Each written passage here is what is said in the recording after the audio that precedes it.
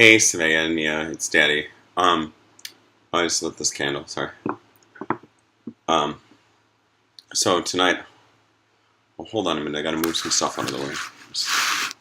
I wanted to get some music on too. Maybe something different. Something relaxing. I like so many different kinds of music. Um,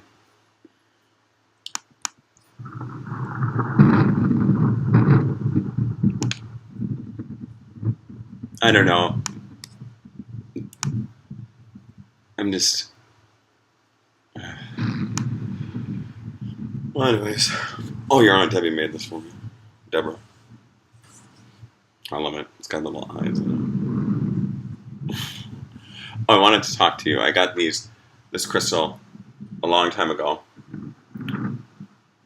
I actually used to put it under your bed for protection. Back then it was for protection. Your mother found it.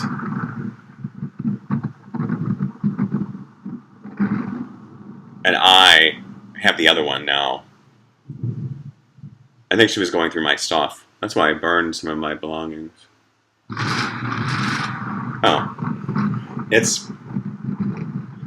makes me smile too. You can feel it. I just want to hold it some more. I got this one too.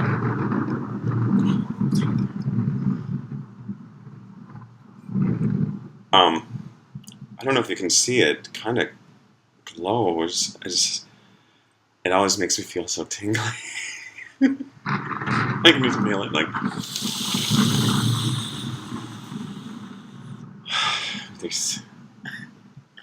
I wanted to go through some pictures. I was really involved heavily in photography back in 2000, 2002. Working with immigrant communities. I know some of this might be old news. But here's some of the pictures that I did. I was there when Paul Wellstone died. He died in Minnesota. They blamed it on a car or an airplane crash, right? I was in D.C. at the time, and I heard the news, and I just wept. And then I went up to the Minnesota people who were there, and I was like, what would Paul do? You know, that's what the signs were. What would Paul do? And, I can't show this one. Oh, this one either. Oh, well, they were like, I marked them with these little, I don't know about public nudity. Not that it's bad, but probably not for the internet. I went there to document, like, people around the world and their struggles. I tried to get all aspects of different things, different people's views. I brought my camera, my 35mm camera, and I documented a wide range of people, not to name them. I didn't meet many of them. I was behind the lens, you know, and there are cops there. And we had, you know, famous people there. I wanted to document and show people what war did and how it made the nation divided, and Minnesota divided as well.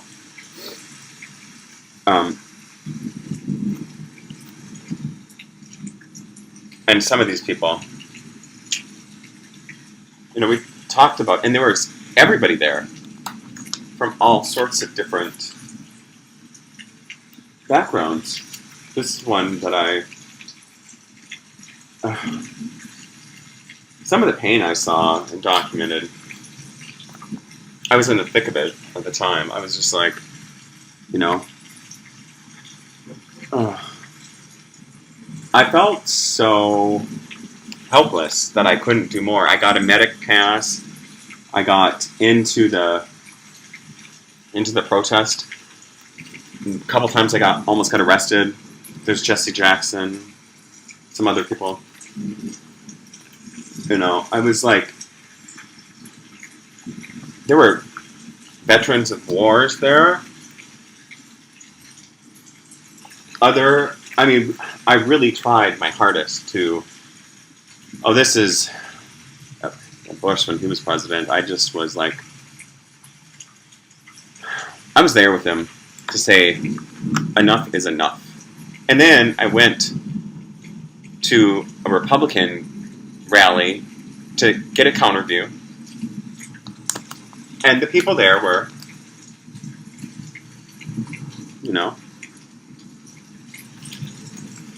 they were saying they wanted peace too.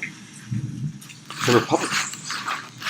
I was like, I'm all for that. So I was like, there were some that were there, you know.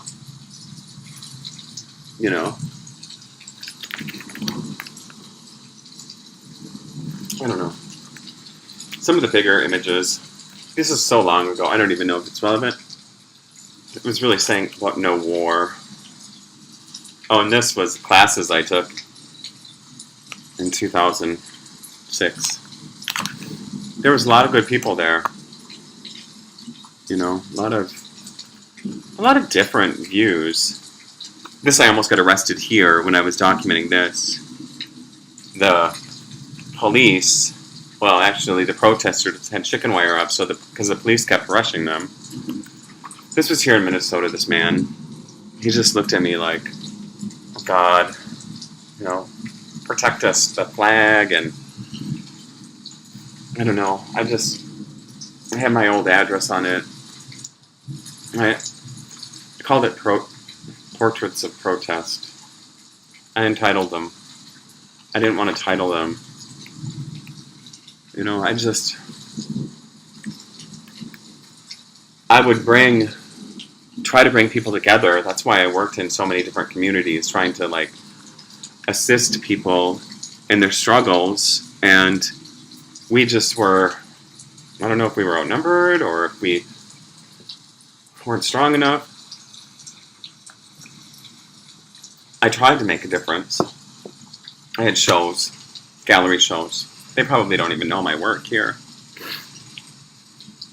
You know, and some of it was just, I know that they're helping me in some way, talking and saying, be strong, our son, be strong, you know. And even with my medic badge and my duffel bag full of film, the police always eyed me. And they were like, Jesus, what are you doing? I mean, not that, you know. I was for, and these veterans, I consider them holy men. I mean, just standing up. You know, they fought in wars, and they knew what the consequences of those were. The human toll, the toll on lives. And this guy, he was prepared. I mean, really just, they were actually going to gas people at the protests. I just was like, you cannot do that. You know? And she wasn't really angry. You know, I think she was more sad than anything. This man was beautiful to take a photograph of. He was, like, looking like, why are we out? And she was chanting and just saying, stop all the fighting. Stop it. The police, admittedly, they were there to guard and protect people. They knew that I was there taking pictures. I liked doing these portraits of people. And that sign, I won't tell you what the whole sign said. I have thousands of pictures. This woman and this boy. Angels. I almost cry when I'm thinking about it. You know, just, they were there. You know. And this woman protesting that they wanted us to be silent. And I just was like, I am not going to be silent. I'm going to speak up. I'm going to speak up and talk to them. This one, my photography instructor, she was like, Steven, you know, what? You know, I helped so many of them. people just, and there were Israelis there, and they were not happy with the war, any war. She was there again. Again, these two beautiful, beautiful people. These two, they're just, in my heart, both of them. And this man, I wore his glasses, and this man up here, I know him. These women were just, please make them listen to us. Please just hear us. And I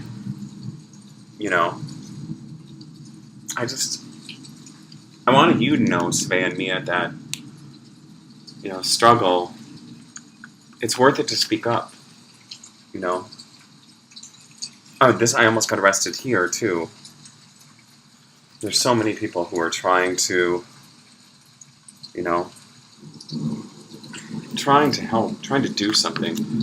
This was during the middle, this one up here, of a rally, and people started fighting, and I put my camera up in the air, and I was just taking shot after shot, and they were, coming at us. Both sides. This man,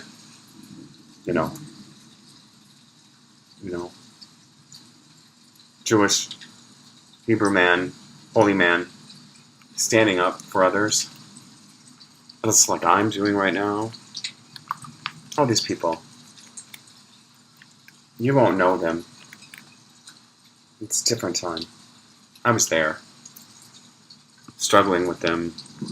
Telling their stories. It wasn't always easy. Sometimes they didn't want me there, or they asked me where I was going, and I was like, I'm just here trying to help, trying to get your story out.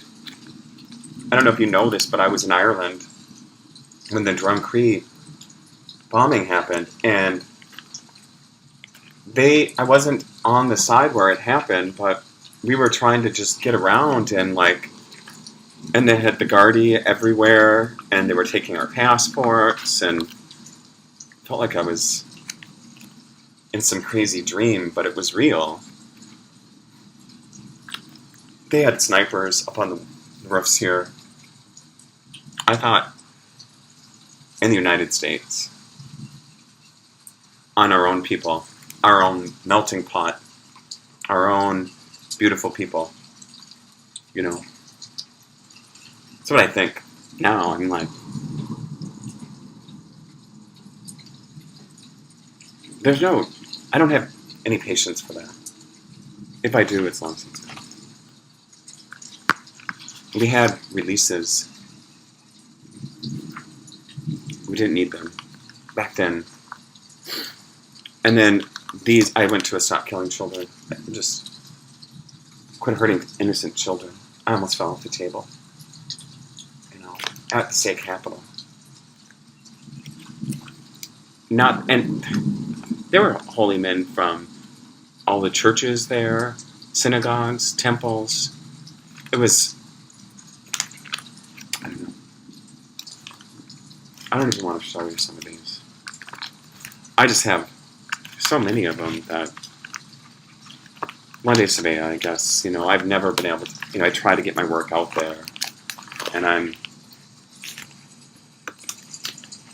don't even, some of these have got little children, children that were saying, please help us. People are dying. I stood up for them when other people wouldn't. It makes me sad. On both sides of it, though, too. I listened to all the sides, and I was like, you're both wrong. You're both wrong. Shame on any warring factions. You want to kill yourself? Do it in private. Don't hurt innocent people.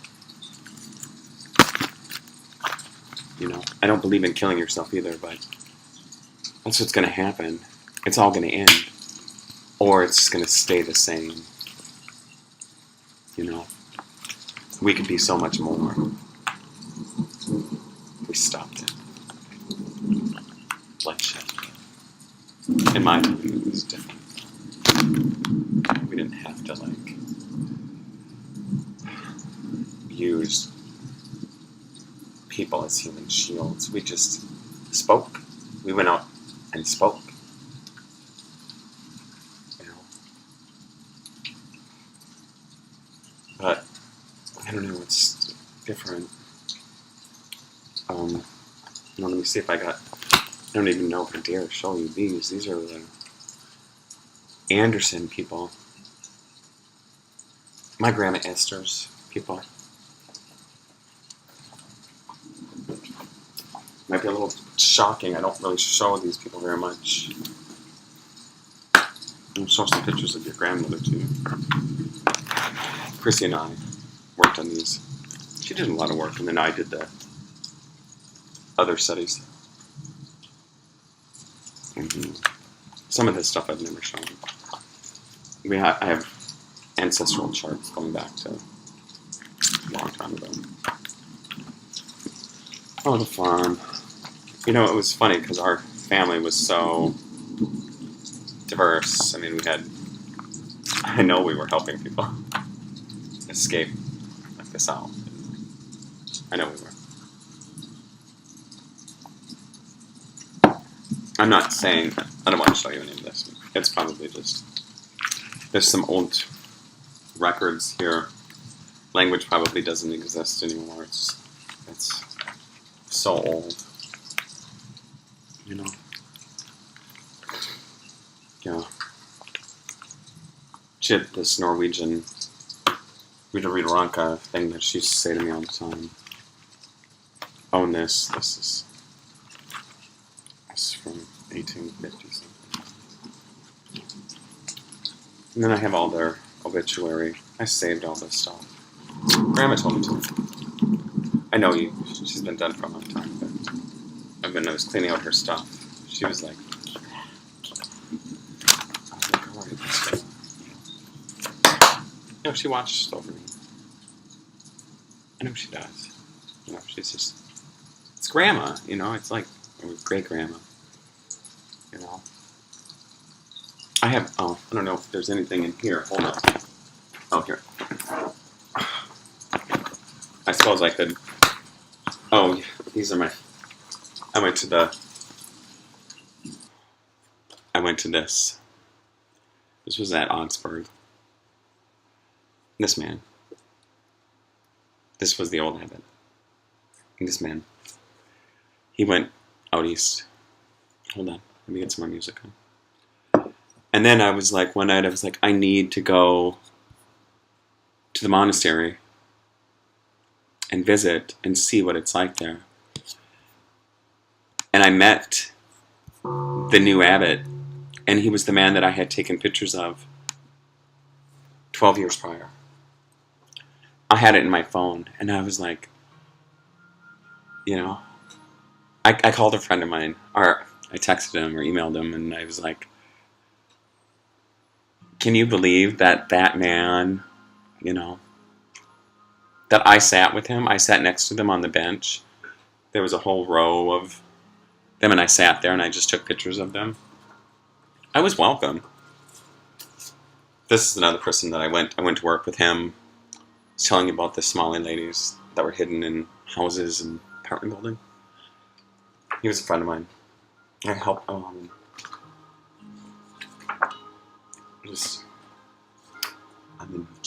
we can keep going. I mean, I was there at all these events. This was beautiful. Is that the ashram? It was on Holy Celebration, and I went there, and I had all this, you know, holy stuff. Well, kind of like, I don't know, Ash Wednesday. I've been blessed by so many people, and I could cry just thinking about it, but I won't. These men were, you know, praying. They were sitting together, all of them. These they were getting ready for a holy celebration at the Gita ashram, and they were getting ready to do like a pageant, these boys and girls, and it was so much fun to watch them. It'd just be like, it was so great watching them just be so happy, and they were happy. It's beautiful, beautiful woman. I think it was her sisters too. I actually went. They had another kind of a food festival, and they invited me to come. So I went. And I was at a school in New Brighton. This was at the Hmong Cultural Center in St. Paul. One of the little girls reminds me of somebody. I spoke to her about it. Saw her years later. I like this. These were Minnesota saying, all of us, we're not the enemy. And the police were there, like, peaceful, just like, please just listen. I don't know. It was, like I said, different time, and maybe I'll get in trouble. I'm not really too concerned about myself. I have, this,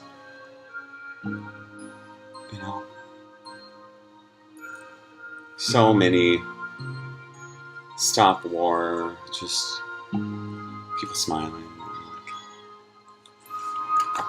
being grateful that I was there. Hold on. Okay, wait. I didn't do very much color at that time, but these were more at the temples that I went to.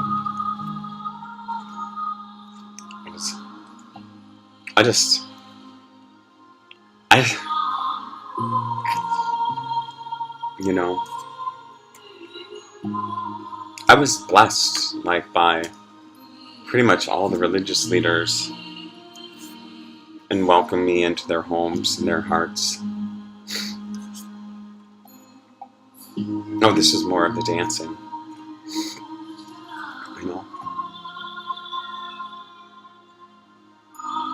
I remember this.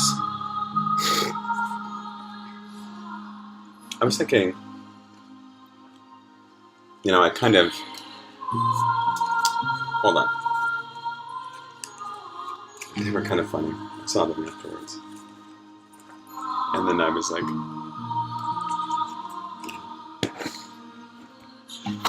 Oh, and I collected all these different places, that I worked for. And then the refugee documentary programs.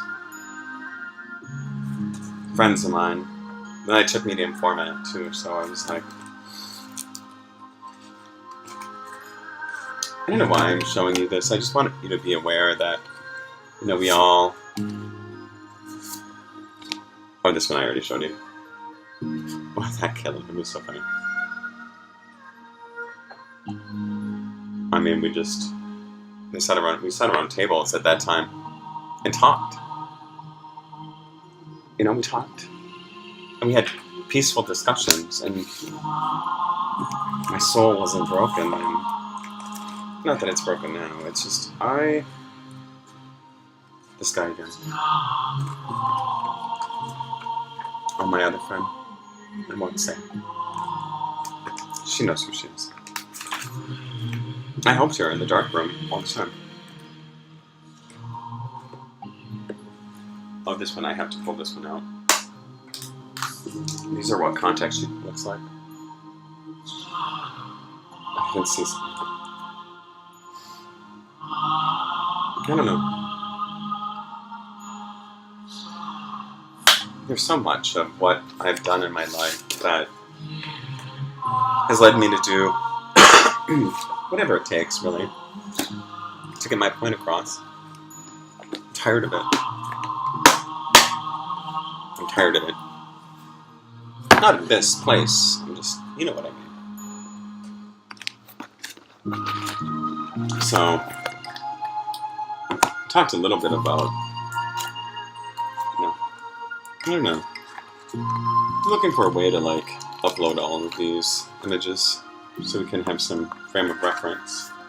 Here's some more work I did. Some statues.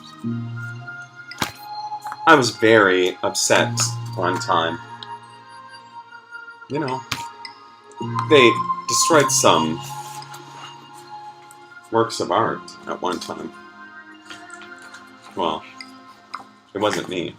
I mean, yes, I did destroy my own art, but not...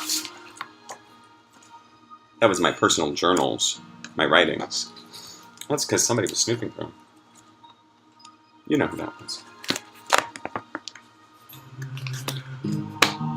I'm not doing that anymore. I'm kind of resurrecting the dead. Old, you know, stuff that I've documented.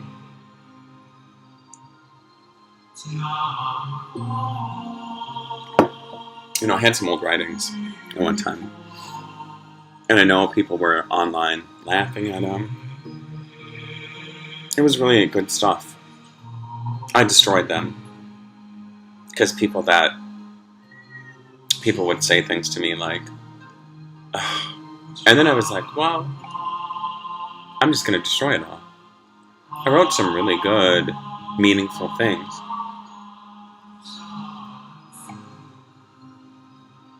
I mean, I wrote this thing about, can I, the son of a man, speak with words that do not endure his species? You know, the rest of it is. It's beautiful. It's the only thing I kept from a journal. Your mother went through it. So I burnt it. I just ripped all the pages out of it and threw it in the fire in the pit in the back of the backyard. She kept that saucer thing. I just... You know... She wanted me to get rid of all my artwork, so I took them all out of frames, threw the frames and the glass away. She was always nagging me about cleaning out the basement. She was never down there, you know? But I wasn't always that easy either. I just wanted to teach her things and like be like, Terry, you've got to like, you know, grow. You can't just stay. And that was her undoing, honestly.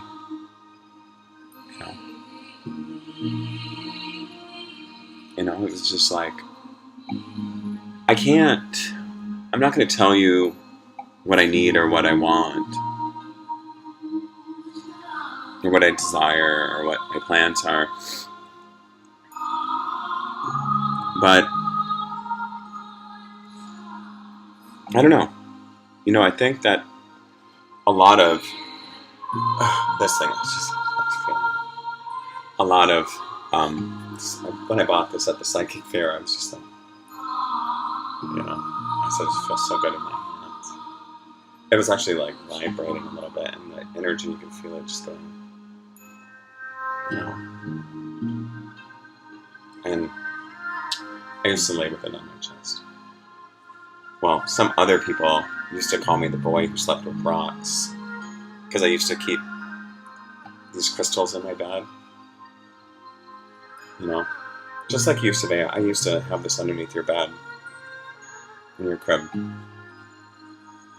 I had it on my side of the bed for a while, because you slept on that side.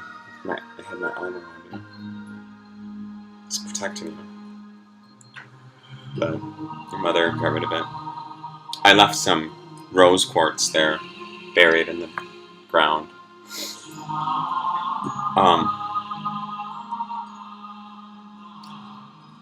I was gonna go get them, but you know, let her have them. The other half of the crystal I have in the other room. I just, you know, I don't know.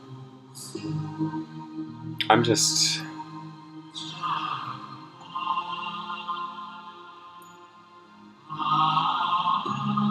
I'm just praying for you all the time, you too. Svea and Mia. You know, when I was 18, I knew I was going to have a daughter named Svea one day. You know? I knew it. I told people if I ever had a daughter, her name would be Svea.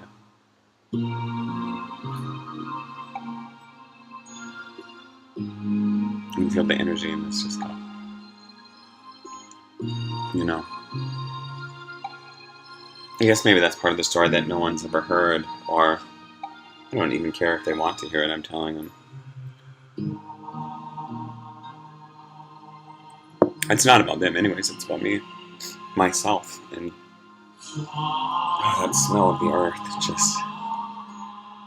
I mean, I think, I don't know if you've ever smelled it, but it only kind of works on us, I think.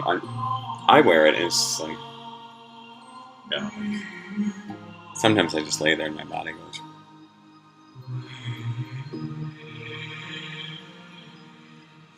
Thank you.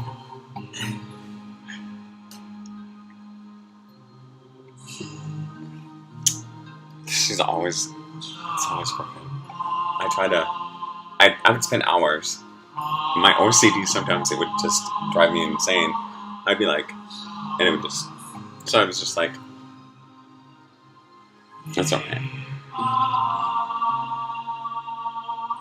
Some of this stuff has been around forever. I don't even know where. You know, I had it in storage, and then Margie had it hidden. Well, your mom put it in the alleyway, and I think people went through it at one time. It was just covered with a tarp. Like I wasn't worth anything. Like I didn't give her 2 incredible daughters. You know. I hope she feels that.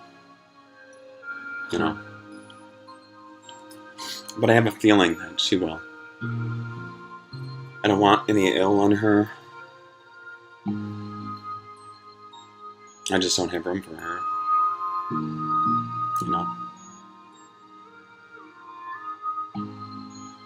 I would still be kind to her, though. And, you know, part of me just wants to be like, you know,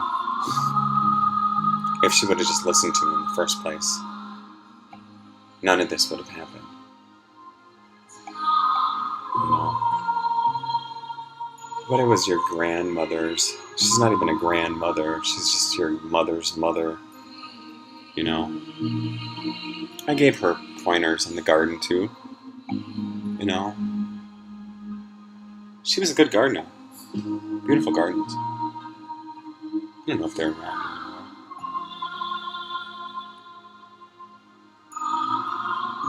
You know?